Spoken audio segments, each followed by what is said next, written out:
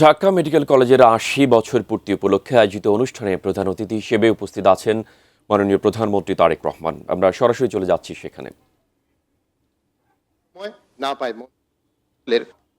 বাস্তব অভিজ্ঞতা থেকে জাতীয় রেফারেল ব্যবস্থার প্রয়োজনীয়তা তুলে ধরার জন্য অনুরোধ জানাচ্ছি ডাক্তার মীর রাশেক আলম অভিকে। ডাক্তার অভি।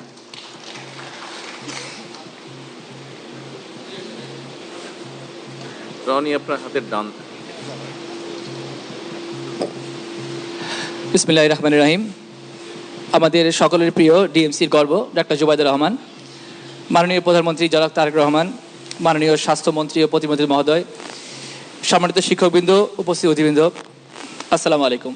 আমি ডাক্তার মীর রাশেক আলম অভি, K61 ব্যাচের প্রাক্তন ছাত্র, বর্তমানে সহকারী অধ্যাপক ও আবাসিক সার্জন হিসেবে ঢাকা মেডিকেলে কাজ করছি। আমার প্রতিদিনের বাস্তব অভিজ্ঞতাকে আমি কয়েকটি বিষয় তুলে ধরতে চাই। আমার সার্জারি আউটডোরে গত 7 এবং 8 জুলাইয়ের যদি আমি চিত্রটি বলি, 7 জুলাই 2026-এ 419 এবং 8 জুলাই 2026-এ 385 জন রোগী বহির্বিভাগে চিকিৎসা গ্রহণ করেন। এছাড়া আমার আউটডোরে গড়ে প্রায় 150 জন রোগীর ড্রেসিং হয় এবং 12 থেকে 15টি ছোট অপারেশন হয়ে থাকে। এর জন্য আমার মেডিকেল অফিসার রয়েছে মাত্র 5 জন। তারা সকাল 8টা থেকে 2:30টা পর্যন্ত এই অমানসিক সেবাটা দিয়ে থাকেন।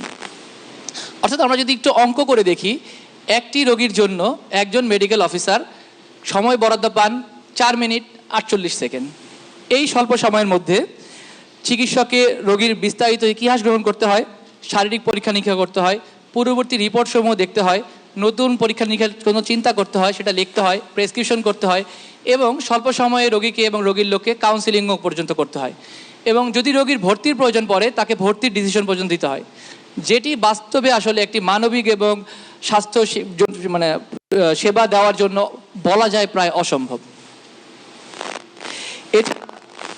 এর কারণে রোগী যেমন প্রত্যাশিত সময় ও মনোযোগ থেকে বঞ্চিত হন, চিকিৎসকও কিন্তু চিকিৎসা প্রদানে স্বাচ্ছন্দ্য বোধ করেন না।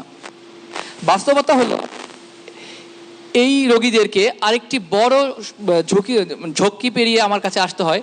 সকালে তারা একটি টিকিট কাটার জন্য লাইন ধরেন 7টা থেকে 8টা থেকে ডাক্তার দেখেন। টিকিটটি কাটার পর আবার ডাক্তারের রুমের সামনে থাকে, আবার লাইন ধরতে হয়। বারে বারে লাইন ধরার পর রোগীকে ডাক্তারের সম্মুখীন হতে হয়। এছাড়া যে কোনো রোগী আমাদের ডাক্তারদের কাছে সরাসরি গ্রাম পর্যায় থেকে কিন্তু টিকিট কেটে আমার কাছে চলে আসতে পারেন। এটা সরাসরি টিকিট কাটতে পারেন, অনলাইন টিকিট কেটেও কিন্তু। আমার একটা প্রশ্ন আপনার কাছে, এই যে বললেন সরাসরি এই 700 রোগী, 2 দিনে প্রায় 700-750 রোগী। স্যার, 700 রোগীর মধ্যে হয়তো দেখা যাবে অন্তত half of them were from outside Dhaka, তাই না?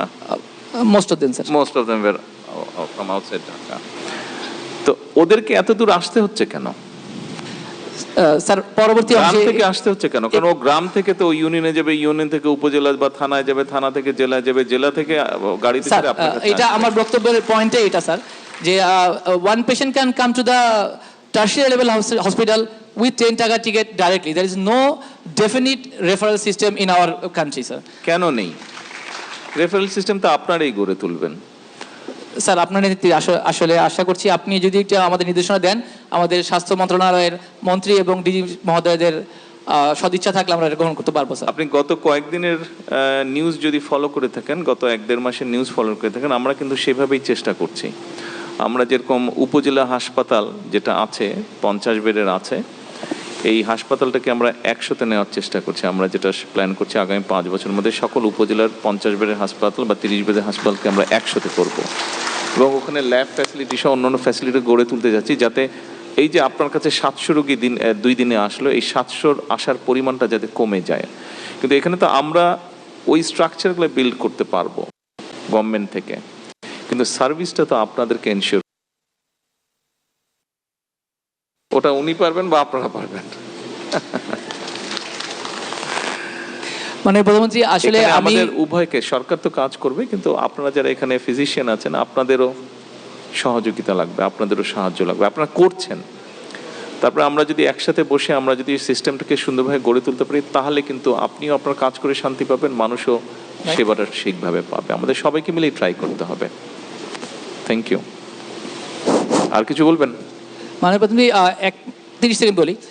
আসলে যদি আপনি যেটা বলেছেন যে স্ট্রাকচারাল দিক থেকে হয়, আমাদের স্বাস্থ্য ব্যবস্থা কিন্তু স্ট্রাকচারাল দিক থেকে ইউনিয়ন পর্যায়ের পরে বাড়ি পর্যন্ত আছে। কাগজে কলমে আমরা বাড়ি গিয়েও সেবা দিই, বাড়ি গিয়ে টিকা দিচ্ছি, বাড়ি গিয়ে কাউন্সিলিং বাস্তবে দিচ্ছেন না কেন? বাস্তবে দিচ্ছি স্যার।